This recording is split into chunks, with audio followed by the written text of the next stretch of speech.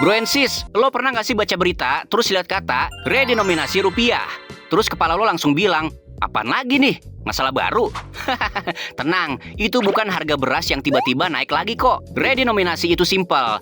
Nyederhanain nilai uang tanpa nurunin daya beli. Jadi misalnya, Rp1.000 jadi Rp1. Tapi harga barang ikut disesuaikan. Kopi Rp20.000 jadi Rp20 baru. Nilainya sama, cuma angkanya lebih pendek. Biar gampang bro, lo punya motor 150cc, terus lo copot stiker 150, diganti 15. Motornya tetap sama kencengnya, cuma tulisannya lebih ringan. Itu redenominasi.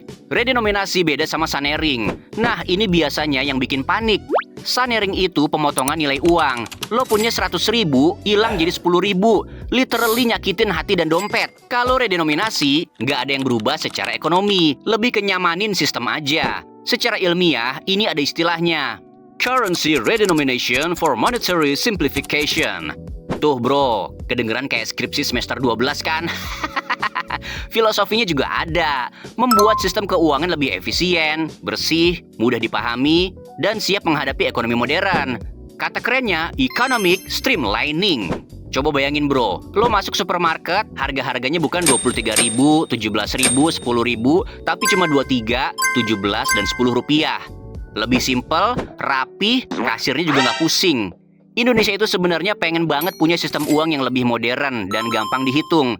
Makanya ide redenominasi ini muncul terus tiap beberapa tahun. Terus negara lain pernah sukses. Banyak bro, Turki 2005. Buang 6 nol, 1 juta lira lama jadi 1 lira baru. Ekonomi langsung jadi jauh lebih gampang dibaca. Rusia 1998, buang 3 nol. Zimbabwe beberapa kali. Oke, yang ini chaos sih bro. Inflasi mereka udah kayak combo skill ultinya Valentina. Nggak ada obat. Ada negara yang gagal? Ada banget.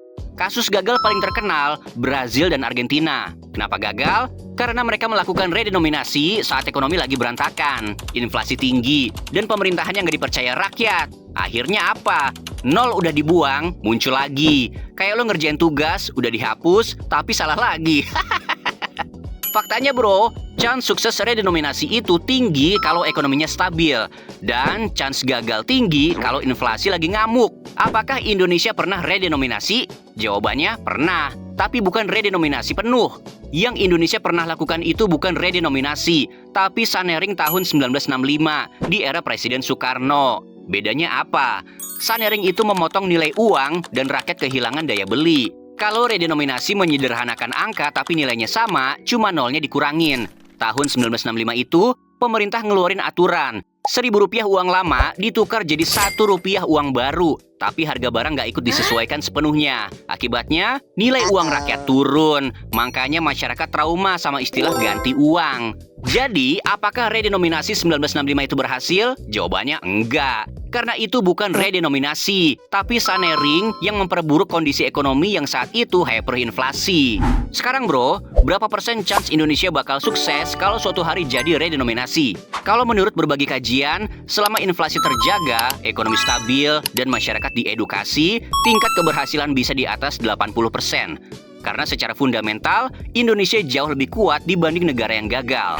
Fakta unik nih bro, ada negara yang saking seringnya redenominasi, masyarakat udah nggak peduli lagi. Contoh, Argentina udah 5 kali ganti uang dan buang total 13 nol.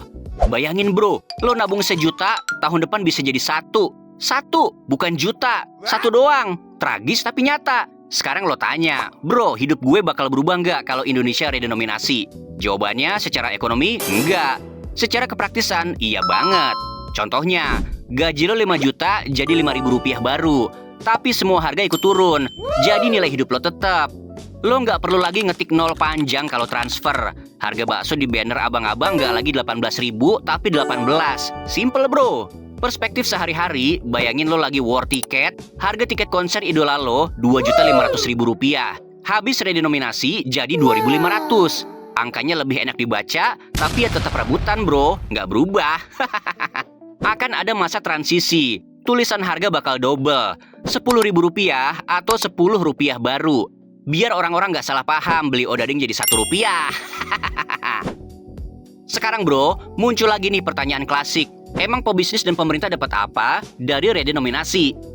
Jawaban jujurnya banyak banget dan bukan manfaat receh. Pertama, buat bisnis dan UMKM, angka harga jadi jauh lebih gampang dibaca. Lo pasti pernah lihat kan, tukang fotokopian atau warung kecil salah nulis harga, harusnya 12.000 malah jadi 120.000. Yang beli langsung mikir, ini gue belanja atau bayar pajak bumi dan bangunan. Nah, kalau redenominasi jalan, angka jadi pendek, risiko typo turun, kecepatan transaksi naik, dan tampilan harga jadi lebih rapih kayak menu kafe kekinian. Kedua, buat bank dan sistem pembayaran, ini ibarat nge-upgrade server. Transaksi jadi lebih ringan, database nggak sesak sama digit-digit yang kayak kode cheat PS2.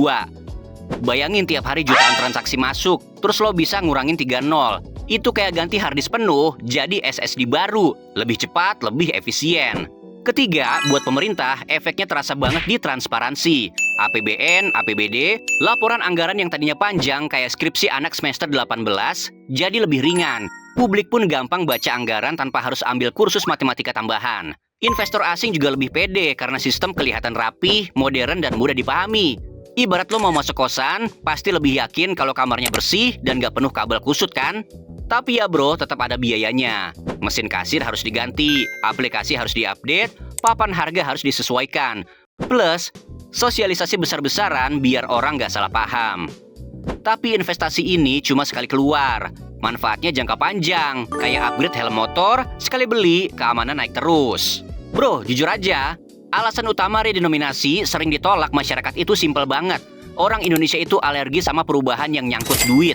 Buat sebagian orang, apapun yang ada hubungannya sama ngurus uang, langsung dianggap curang, trik tersembunyi, atau akal-akalan pemerintah. Top up e-wallet salah 1.000 aja bisa bikin ngamuk, apalagi nol di uang tiba-tiba diganti. Otomatis kepikiran, wah jangan-jangan ada yang disembunyiin nih.